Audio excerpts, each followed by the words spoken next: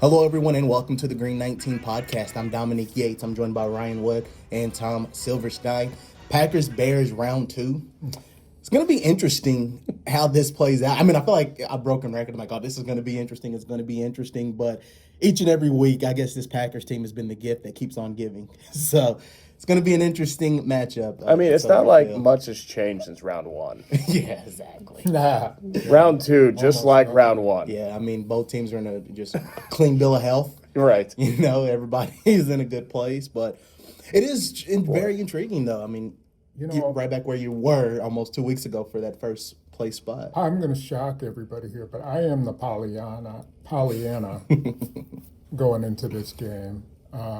You? I am, yeah. Of all people, I am shocked. You know, I've been picking against the Packers. Yeah. Like 5 weeks.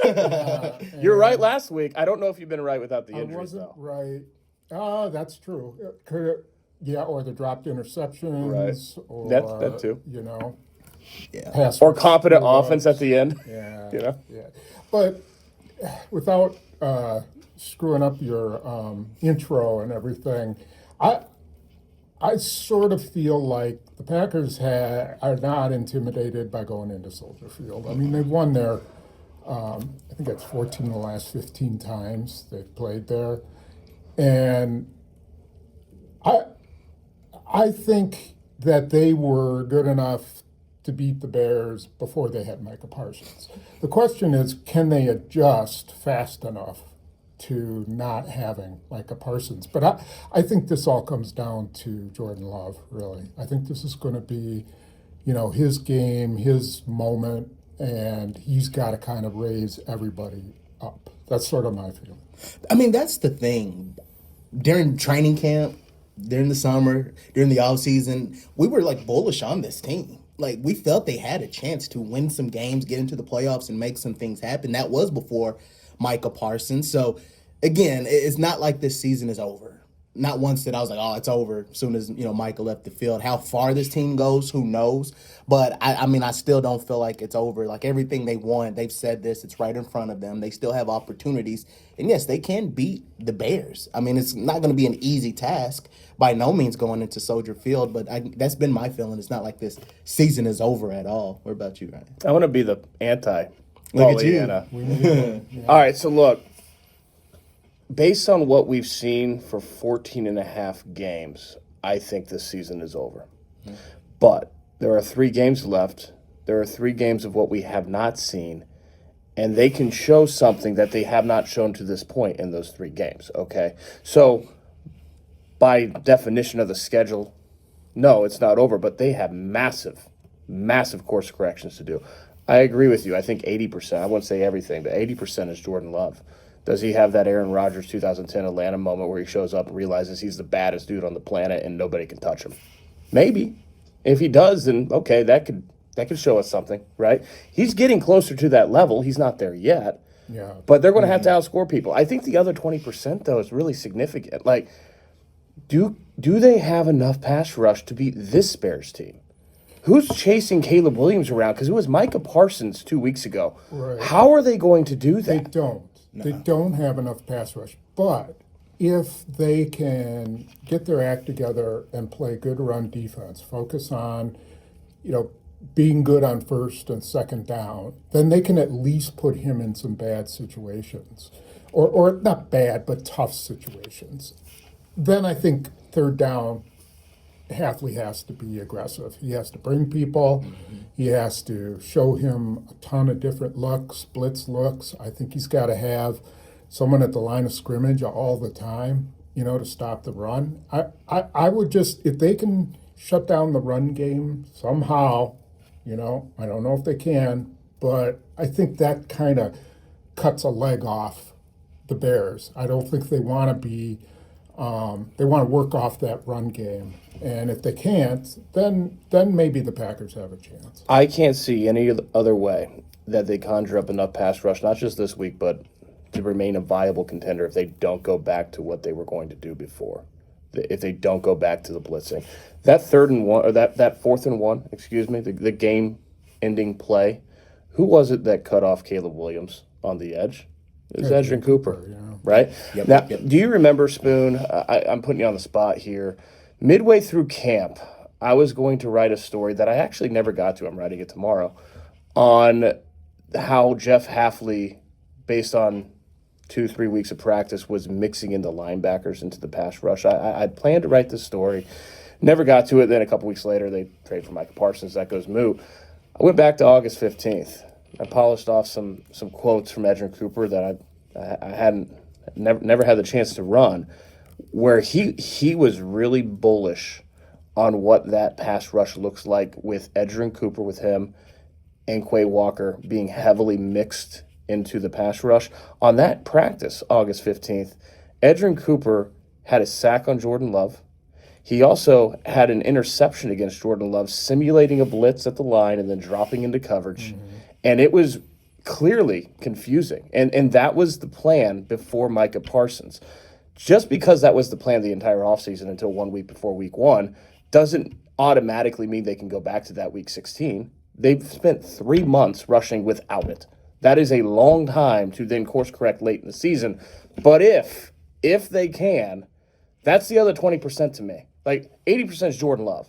But if they can make that correction late in the season, then I can see them remaining a viable contender. If they don't, I don't see how they can do it. I mean, yeah, it's going to take a collective effort, no doubt about it, especially in the run defense. It's going to be – you can't even really be an X factor. There's X factors. You know, can Isaiah McDuffie do his job? Can Edgerrin Cooper use his speed? Can Quay Walker? You say Xavier McKinney, you know, will he come down to the line and try to make some stops? And because I am curious what it will look like without Evan Williams if he's not able to play. He didn't practice this week because of the knee injury. So, and even that, I kind of am going all over the place, but that's something I'm curious what they might do at safety. Would it be Zane Anderson, or would you move Javon Bullard there and put Nate Hobbs in the slot? That's what I would do. You have some experimenting you can do. If I'm them, I want as physical, a lineup as possible. Yeah. And I would want Nate Hobbs to be the, edge in the run game. And I think he could be a factor. Now Bullard's really good there, and you hate to give him up there, but Hobbs can do it. Hobbs is a physical player, and they're not gonna be with Roma Dunze. Mm-hmm. It's really it's questionable. We'll find out later today about Luther Burden, which I think is a big loss for them if he's not able to play. Still got those tight ends, but I think you need to be as physical as you can possibly be. Have the most physical players on the field. Yeah, and especially because of this matchup, and for the defense. It wouldn't be like a shocker if it takes them a while to figure things out in this game. So that's why, and you kind of alluded to it, I have all eyes on the offense. But even on that part of it, how will they manage Josh Jacobs if he's able to go? Last week he missed 2 days of practice, came back on that Friday, and he still had a really good game. So I guess if that's one guy who missed practice and still came and played in the game, you wouldn't be as concerned. But I still at least wonder how many carries he would have, and just offensively, how would they attack? I guess do you have your eyes on, Ryan, offensively? Number one job is they have to take care of the ball. Mm-hmm. This is a non-starter as far as the Packers going into Soldier Field and winning if they don't take care of the ball. And the Bears will take it away from you. So that has to be number one. If they do, the Bears defense gives up a lot of big plays. Packers offense feasts on big plays. Yeah. So if they're clean, then you're looking at, okay, maybe this is a shootout. Because I don't think this version of the Packers defense is going into Soldier Field and holding them under 20 points. No, I don't think so. The Bears are going to get theirs. But if they take care of the ball, the Packers will get theirs too. You put you in a shootout, and in a shootout, Jordan Love's going to give you a chance. But it all starts with taking care of the football. Now, as far as Josh Jacobs goes, I don't know how he's doing it. To see him walk through the locker room on Tuesday, it wasn't just a limp. It was a hobble. He could barely walk. He had the stem bracelet around his left knee. He got it blown up again on that early 3rd-and-1 pitch where Hufanga concussed Josh Wiley and then smacked right into that knee of Josh Jacobs. But he comes back, and he has 9 carries after that play for 71 yards, including his longest run as a Packer of 40 yards on the touchdown. He has the greatest catch of his career, which is, there's not a lot of sample size there, but only a second touchdown catch. But what a remarkable catch that was in the end zone against Dre Greenlaw. It looks like a running back who doesn't have anything wrong with his knee, and then on Tuesday he can barely walk. I don't know how he does it. Yeah, I mean, he's doing what a lot of professional athletes do, which is when they get on the field, the adrenaline and everything goes away, and then he pays the price for it afterward. But you still have to be smart with him. I think, if he can play, he plays, but you don't have to give it to him 25 times. I mean, I would actually use him a little more in the pass game. I think he's starting. I think they kind of made a mistake in not using him a little bit more like they used Aaron Jones. In the last few years of his career, they start sending him out and getting some nice one-on-one coverages. I would use it a little bit more, but you can't overuse him. I think this is a game where Jordan Love needs to play controlled. I don't want to say dink and dunk, but take everything that they're giving you, take everything underneath until you can get them to start creeping up and start playing a little bit more aggressively, because I don't think they're going to blitz him, not after what happened last time. That just didn't work.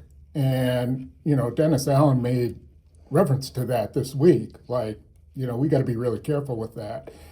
I have a feeling they may just kind of play back, and then Jordan Love has to not force it.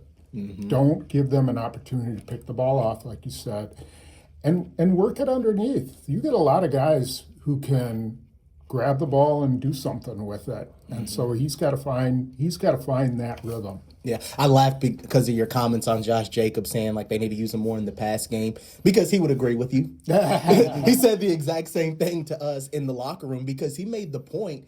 We were asking about the catch because of how impressive it was. He's like, man, honestly, I made better catches in camp. Like, I was making better catches in practice. One-handed grabs, he said, he always, he wanted to use that a part of his game. So, especially after making a catch like that, I'll be fascinated to see how much they will try to go to it while also trying to manage just his body and make sure he feels okay. I think that's potentially the answer to replacing what Tucker Kraft gave him, which was the underneath stuff and having a presence close to the line of scrimmage in the passing game. And if that is the answer, we know that they have a presence deep and intermediate. Christian Watson, Jaden Reed, they have playmakers at those levels. If Josh Jacobs is the answer close on the checkdown game, stretching those checkdowns into bigger plays, that's Tucker Kraft. Like, that's what they've been missing with Tucker Kraft. Luke Musgrave's not the answer to that. John Fitzpatrick's not the answer to that. What Luke Musgrave gives you is deep and intermediate, and he's been doing that more in the Packers. I don't know why. It's like they forgot that Luke Musgrave's been what he's been since they drafted him. In those first couple games, they're just trying to throw checkdowns like he's Tucker Kraft. And now they're like, oh, wait, he's Luke Musgrave. He can actually have a 25-yard catch and do those things. To your point about how the Bears might or might not rush Jordan Love, if you can't get home on the blitz, you're not getting home on 4. Why would you even – you're not getting home either way. Why not drop more guys in coverage? If you're not getting home, just put more guys back there. More opportunities to step into throwing lanes, which is what that Bears defense does well. Yeah, it's just that Dennis Allen's history is blitzing, and that's what he likes, and that's what he has based his defense on. But I can really see them being a lot more conservative. I mean, they didn't blitz a ton. They only blitzed sent more than 4 guys, like 8 times. But, there were a lot of times they had the safety up, to play the run. Yeah. And then these receivers were getting not necessarily man coverage, but one-on-one coverage without a safety over the top. So they got to work that. Yeah. Was there one sack on a blitz? It seemed like it was more of a coverage sack because he held on to the ball for a while. I can't remember if they brought extra or not, but because it's possible they did because they were stymieing every blitz that they threw at him. Yeah, I don't recall. I looked at all 8 plays. Now, it could have been a blitz with 4, like they pulled some guys out, but I don't remember a sack. Because it was like a coverage sack. Like, he held on to the ball a while on that play. Oh, yeah. When it was early in the game, Yes, right? it was. Right? And he should have thrown that away. Yeah. That might have just been a stunt or something. Right. I can't remember. So that's my point. Like, the blitz did not work. So if the blitz isn't going to work, drop more guys. Yeah, and again, that it's going to be crucial for just all of the guys. Be prepared. Like you said, Romeo Dobbs, get him going. Matthew Golden, get him going. Especially seeing how Golden played in Denver. I'm wondering how much he'll be able to use that as some momentum and confidence. But for me, offensively, each and every game, it starts with the offensive line. With Zach Tom, his status, is not too sure yet. He hasn't practiced this week, so Doesn't look good, I would say. Doesn't look good at all. So that's going to be a huge question by itself because you take your best offensive lineman off the field, and especially the way he's played at right tackle. Again, that could make for some problems. I know Darian Kennard kind of stepped in that role. Maybe they use Jordan Morgan. So the O-line, that's going to be another question for me. I am 100% in favor of using Jordan Morgan. I know people said Kennard, let him have the chance, but he's not as good a pass blocker as Jordan Morgan. And maybe I'm 100% wrong on this, but I just think he can help you in the pass game. Like, he can be a consistent edge guy who can help you. I don't know what they do, but if Christian Watson can play, I mean, like, if you can just trot him out there and use him as a decoy, just have him run deep stuff, I would do that. Now, you can't do it if he's going to have to block at some point. He's going to get hit. If he can't do that, fine, and then you just sit him. But you don't have to make him the primary target. Use him, run some guys off of him and see how, see how the Bears are playing him and work some of the other guys. Yeah. Especially Jaden Reed. Yeah. I think this is a big game for Jaden Reed. Could be. Yes. With the way that Matt LaFleur likes to shuttle in and out of his personnel, you can take some blocks off Christian Watson. Like, you can really be selective in how you use him. And it sure seemed like Christian Watson fully intends to play this game. He made it very clear that with how his, whatever it is, shoulder, chest, clavicle, however it feels, nothing's broken. It doesn't feel good, but with how it feels, he's like, it should be good to go. Yeah. He looked like he was running full speed on those in the individuals. I really thought he looked like he was running without any concern. Now, can he take a hit? Can he hold on to the ball? That kind of stuff. Well, to your point, the running's not the issue. It's a shoulder injury, so he's going to have his speed, which the Bears sure struggled against in round one. So he's going to play. Are we sure that Zach Tom won't play? No.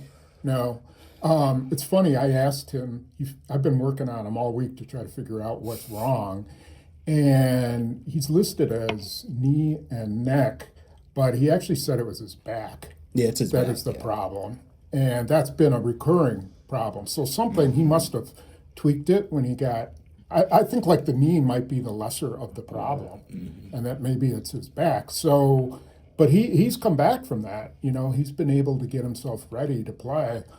So, no, I don't know whether he's playing or not. I guess we'll know when the injury report comes out. If he's questionable, then he's got a chance. Yeah, I wouldn't be shocked if he doesn't play. I mean, I'm not, calling that he's playing. But the thing he told me was there's nothing structurally wrong with his body. It's just a pain tolerance thing. And let's be very clear, this has been the season from hell for Zach Tom since week one. I mean, my God, the things that – he's been like Jordan Love last year. He's had injuries all year. The things he's played through, but he's played through a lot of things, and if it's a pain tolerance thing, maybe he's on the field. He's been pretty good the last. He struggled a little bit in the early going, first half of the season, but he's been in kind of a groove lately, and so he is a key person. Yeah, because I tried to go back and watch the play. He got hurt on the receiving touchdown to Josh Jacobs. Yep. I couldn't even really see the replay. I couldn't even tell if he got rode up under or just took a shot in the back and fell. You'd have to look at the all-22, and I haven't seen it yet. So. He just looked like he fell backwards, and I don't know if he stepped on someone or tripped over someone or just got pushed back awkwardly. Yeah. Not sure. So, again, so this whole matchup, It just there's so much that I'm curious about and just how they'll attack it. But then also, we can kind of go back to the defense a little bit and just how you can slow down Caleb Williams. Man. How do you, I don't know. It's like, how do you Linebackers. do it? It has to be. Yeah, and I think you got to keep him in the pocket. I think you gotta make sure he stays in the pocket. So the Packers have done that before. I mean, if they're not going to get there, then cut off his ability to get outside, rush with less intent to sack, and control him, and then hope that your coverage is good enough. Yeah. Remember Brazil last year? Jalen Hurts? Yeah. How they rush him. It's back to that. That is one of many ways to describe just how seismic losing Micah Parsons is. But with Micah Parsons, look at this Packers defense. You're not worried about Caleb Williams. You're not worried about Lamar Jackson next week.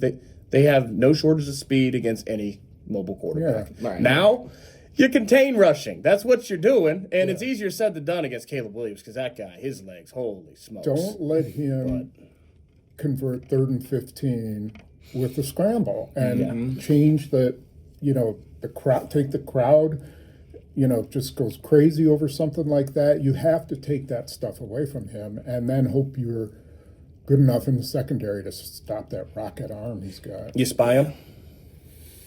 I think you got to. I don't like that like the a spy. lot because it takes someone out of coverage. And, I think I would rather just try to contain him. And if he gets outside, then, he's going to get outside a few times. But if you can limit it, not like last time. I mean, he got outside every freaking play, it seemed like, and he had Micah Parsons running after him every single time. That was the only reason he didn't either run for 100 yards or throw for 100 more yards. I think I would contain and spy to make damn sure that he stays in the pocket because I'm not worried about Caleb Williams from the pocket. Even taking one guy out of coverage, he's too erratic in the pocket. I'm not too worried about that. I'm terrified of getting him out of the out of the pocket and extending those plays. And that's where he will kill you. Yeah. And so contain and spy, and just whatever you do, if you take one guy out of coverage and he's just going to hit passes in the pocket, so be it. But you cannot let him get outside. Yeah. What was it, the Cleveland game where he rolled to the outside and just threw up that prayer touchdown? Oh, yeah, that play that To was DJ Moore? Yeah, the DJ. that was Aaron Rodgers That- stuff. that That was incredible. Yeah, that was totally Aaron Rodgers' play. And then his receiver went and got it. That was like Devontae Adams going and getting it. It was. That was a phenomenal play. And he made phenomenal plays against the Packers. He I did. mean, he threaded the needle numerous times. Yeah. The ball that went through Keyshawn Nixon's hands Yeah, in the end, I at the don't know goal how he line. did that. Yes. I mean, who throws that ball? Right. And accurately with Micah Parsons on your tail. Yeah. So I agree you have to keep him in the pocket. He had a good completion percentage last week, and I think they feel like he's moving Kinda up in turned the that corner, direction. yeah. But go make him take a step back and, make him read some coverages and offer him some confusing things and see what happens. I mean, he's good and he's smart. It's not like he doesn't see coverages, but you got to do something like that and keep him from running. We should say, we ranked the top 3 defenses last week. I don't think the Cleveland Browns are the second best defense in the NFL right now. After No. getting Starting one to shot question against the it. Titans They and were- 31 against the Bears, and They're missing some guys Yeah. to be fair, but they're also like a demoralized team. exactly. I'm not putting them in the top 5 anymore. Right. The Chargers have a really good defense. They do. I put them up They're up there. So, But, anyway, the Denver Broncos still might be a top 3 defense. And with Christian Watson on the field, Jordan Love was throwing haymakers. These were not little jabs. These were haymakers against a great defense. Yeah. And it's going to be like in baseball where you take, on deck, you have that weight on your bat and then you take it off and take your hacks. Like that's, I think, how it's going to feel going from that Broncos defense to this Bears defense. It is a step down in competition. That should be beneficial for the Packers offense. Yeah. So that's the other thing. You know, you don't want to play the what if game, but I think about even with Parsons out, everyone out, like the defense held its own late in the game. The Packers had 3 possessions with the chance to tie it in that fourth quarter. Granted, maybe it's a different situation with Christian Watson in there, but it's going to be curious. I'm curious for the offense because if the defense is able to get stops, if they can force some punts, any 3 and out, any turnover, the offense has to take advantage. Yeah, and I blame LaFleur for some of that, what happened in those last 3 series. It was obvious the rush was getting to you, and you needed to take little chunks. And they were hunting the deep ball again. They were trying to find something quick, and I know time was running out, and then they had a penalty that made it 1st and 15, but they weren't trying to get back like 7 yards, treat it like it was 4 downs. And I think that was a mistake. And so, the Bears can't do what the Broncos did at the end of that game. They don't have the pass rush to do what the Broncos did, which was, my God, Zach Allen was like in Love's face every single time. They just couldn't block him. Yeah. And I don't think the Bears have anybody like that. So it might be a little different if they have to do a fourth quarter comeback. They just put themselves in a terrible position last week. Yeah. The Packers had 23 points against the Broncos with Christian Watson on the field. Yeah. In the last, I can't do math, 12 minutes to go, 15, 27, 28 minutes, they had 3 without him. Yeah. Now, Christian Watson only had 3 catches, 5 targets, 29 yards. So you look at the stat sheet and you're like, not a big day. That is 23 and 3. Yeah. That is Christian Watson's direct impact on this offense. That force you to stretch the field. Yeah. Like he forces the defense has to stretch out. They have to respect that and see what he does. And he had Pat Surtain beat. Yeah. He had him beat. And Love took a little bit of a hit, and the ball didn't quite go where it was. Watson could have slowed down and maybe made a better play on it. But, if they hit that and he scores, that game is possibly over. Yeah. The big thing, too, about this matchup that I'm watching, and it even kind of runs into special teams, but it also deals with the offense and the defense. I keep saying it, but the penalties. Yeah. This is not one of those games where you can play behind the sticks. Well, or give they them don't have a 3 game first like downs. that the rest of the season Not at where all. they can have those penalties. They don't have the talent to make up for those deficiencies anymore. No. They just don't. And they can't. No. They can't. They need to go in this game fired up, but they need to have poise. Yeah. They need to be. Maybe they need to be the instigator and not the person who is retaliating. Yeah. Because they always seem to get out of sorts when someone else does something to them, and it plays with their heads, and somehow they have to figure out how to let that stuff go. Yeah.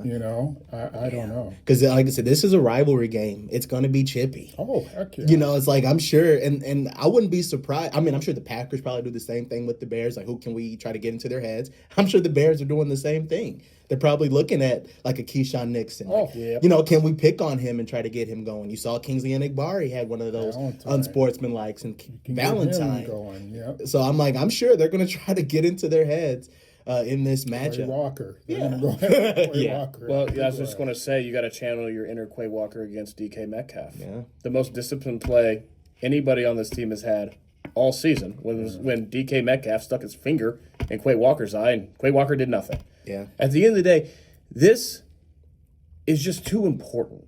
It's a de facto NFC North title game. Yeah, it's going to be chippy. It needs to be chippy. You got to play with emotion. But the stakes are huge. Who cares? Like, you've got to be able to separate and detach yourself from, I gotta get even with this guy. No, the stakes. You got to keep that in mind. Someone puts a finger in your eye, who cares? That's not what's important. The stakes matter. Yeah. Don't retaliate. The second guy always gets caught. So, again, you have to try to keep your head. You have to control your emotions, because it was fascinating this whole week listening to LaFleur.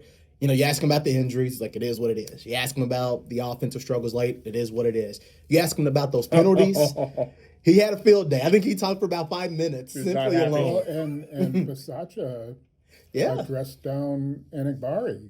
said he was selfish and hurt the team with that penalty, and he's right. Yeah, he did. Like hitting the And then punter Jeff there. Halfley sang JJ Enagbari's praises right after that, which was funny. He's important to what they're going to do on defense. He had maybe the play of the game on that 3rd and 1, right? Crashing the line 2 weeks ago.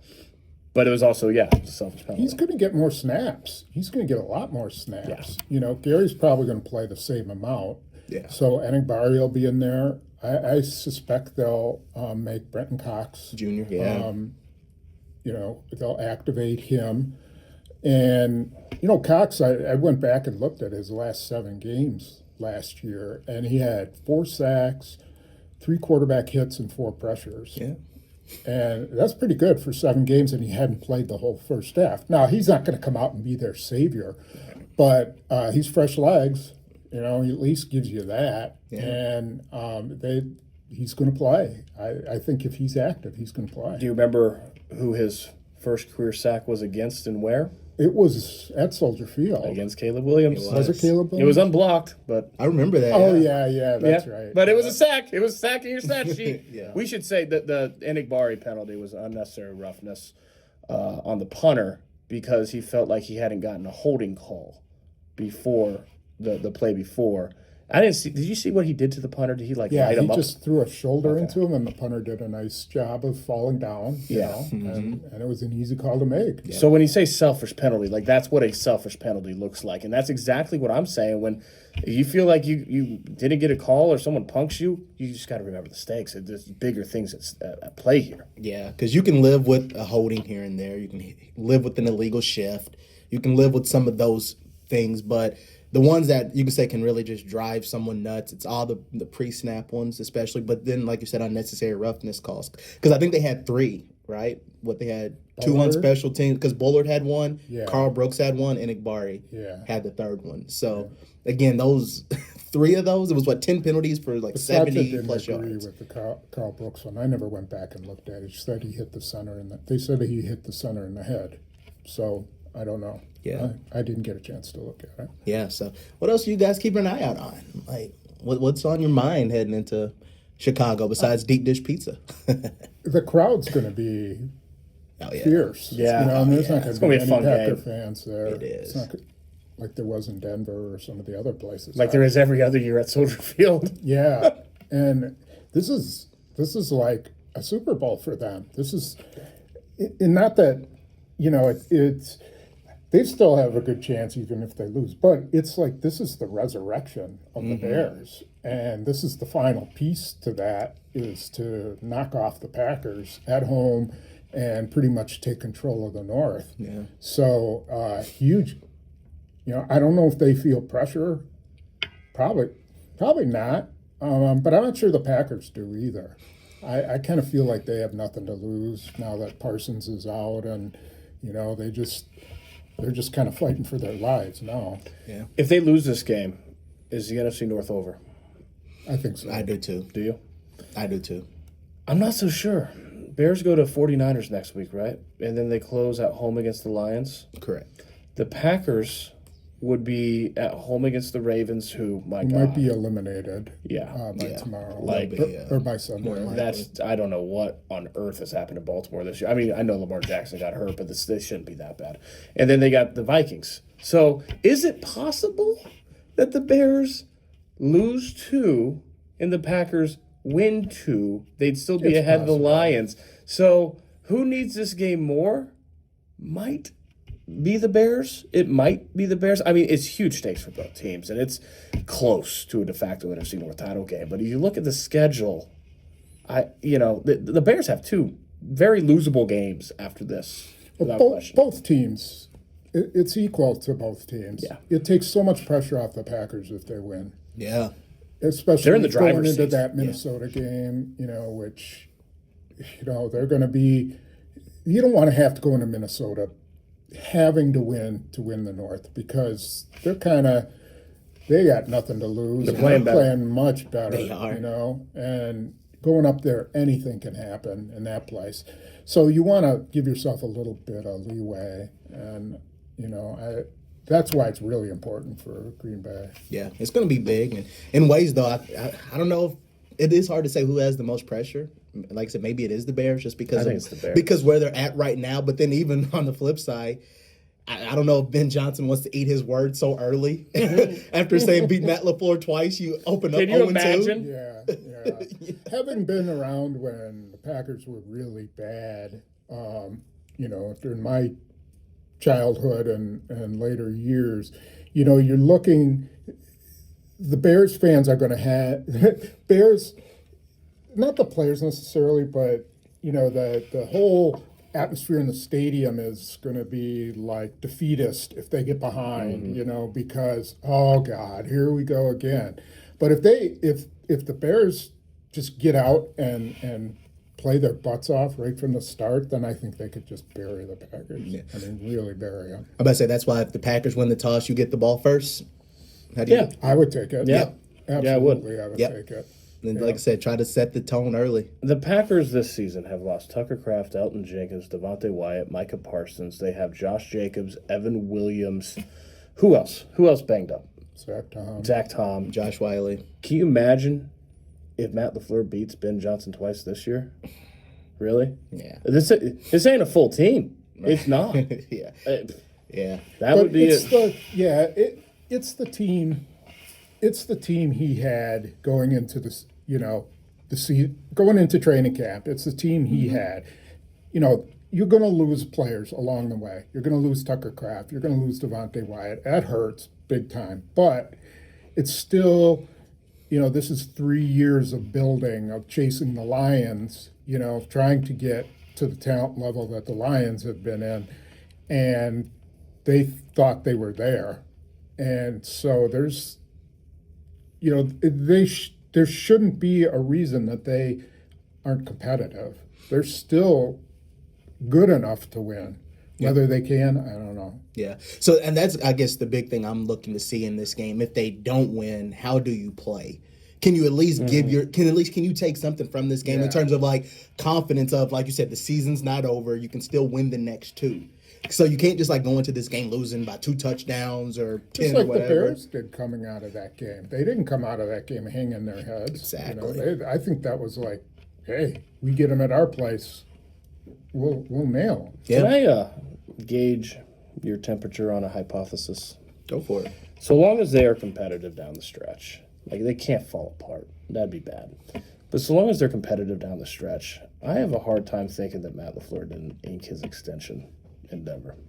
Yeah. If you're Ed Policy and you see how much talent has been ripped from your roster, can you imagine this team? You can't expect perfect health every year. I get that. But this is an extraordinary amount of bad luck. Twice this year, they've established a number one on offense, and they've lost Tucker Kraft, and they lost Christian Watson. A full season of Jaden Reed, a full season of Christian Watson. If you do run it back, this is a Super Bowl roster. That's what you have. Jordan Love, you have to say he's ascending. You have to say he's progressing. He's playing better. That's directly tied to Matt LaFleur. Yeah. The continuation of that seems so important with where they're at that so long as they stay competitive, I just have a hard time thinking that they're going to fire him after this. I don't see that happening. I don't see it. The question is, how long will they extend him? Yeah. Right. And, next year, everything looks great. You're getting just about everybody back. All your superstar talent, except maybe Quay Walker. You might lose him. You have the makings of a really good team. I wouldn't want to waste it on having a new coach. I mean, I think that changes affect Jordan Love. But how long do you give him? How many years? How many years does he want? Does he decide, okay, I'll just be a lame duck coach if you're not going to give me 3 years, and then I'll go somewhere. Yeah. Somewhere else if I win the Super Bowl, Yeah. So, or even if he doesn't, he's going to be highly, highly attractive on the market. Yeah, if you're the Packers and you got more money than God, I think you have to give him 2 or 3 years more. I just think you have to. I think you absolutely have to do it to Gutekunst. I think I would do that before I would do LaFleur. And then, but yeah, you're going to have to do it. I just think you have to do it. The question is whether you think he's the right guy or not. And at this point, he is not without his foibles. He's not a perfect coach. Who is, first of all? Exactly. Like, that doesn't exist. Exactly. I don't know that Vince Lombardi is winning a Super Bowl with this much talent ripped from a roster this season. It's a players' league. But he's not a perfect coach. It's just I haven't seen enough to think he's not the right fit for right now with what they have and the continuation, continuity is worth its weight in gold in this league. Boy, I don't see why you wouldn't do that. The only reason is it's been how many years now? This is 7th year, and you haven't been to the Super Bowl. Is he capable of taking the team after 7 years and having, a future Hall of Fame quarterback? Are you good enough? Are you a good enough coach to take the team to the Super Bowl? 7 years is a pretty good long stretch. You could say what you want about Kyle Shanahan, but he's taken 2 teams to the Super Bowl. He hasn't won, but he's taken 2 teams. All the guys in that, Sean McVay's won a Super Bowl. Mm-hmm. The young guys have done it, and he hasn't. So that's the question. If they were going to stay healthy this year and they didn't do it, I think that there was a possibility for a real damning indictment there. Oh, yeah. But under the current situation, I just don't think that you can learn one way or the other from this season whether he's the guy. That's a hell of a lot of talent that they've lost. It is, but my God, everybody loses talent. To this level, everyone's like it's the Lions last year, right? Lions last year they lost in the divisional round against Red Hot Jaden Daniels. They had just so much. I mean, they lost Aiden Hutchinson. They lost Micah Parsons. Now every once in a while there's a team or two in a season that just bad luck for everyone. Injuries are part of the game. Even more so, and the Packers are kind of at that level this season. It's not like that every year. It wasn't like that last year, but right now with where they're at, it's a huge defection of talent. I would say the big thing, too, in these games that I'll be watching, just make sure the players haven't thrown in the towel. Like, if they're still playing hard, if they are still playing to win, if they are still in all of these games, then it's like, okay, they didn't give up on this guy. LaFleur didn't lose the locker room. Everybody still bought into him, his system, what he tries to do. Then it's like, okay. But that's saying something, isn't it? Absolutely. Because the players, for all the optimism, like they know what Micah Parsons meant. They know how much bad luck and rash of injuries have gone around. And if you're still fighting and believing, that says something about the head coach. Yeah. So, again, it's going to be just an intriguing matchup. And like I said, I'm looking forward to it. My first real big time, you can say Soldier Field, Packers-Bears rivalry game. Mine too. Yeah, that's true. So, definitely looking forward to it. So, guys, again, appreciate it as always for the insights. And let's have a good time in Chicago, even though it's a Saturday night game. That's still going to be weird. But, hey, deep it is dish. what it is. Deep dish pizza. Yes, sir. Let's go. Thank you all so much for checking out the Green 19 podcast. For Ryan Wood, Tom Silverstein, I'm Dominique Yates.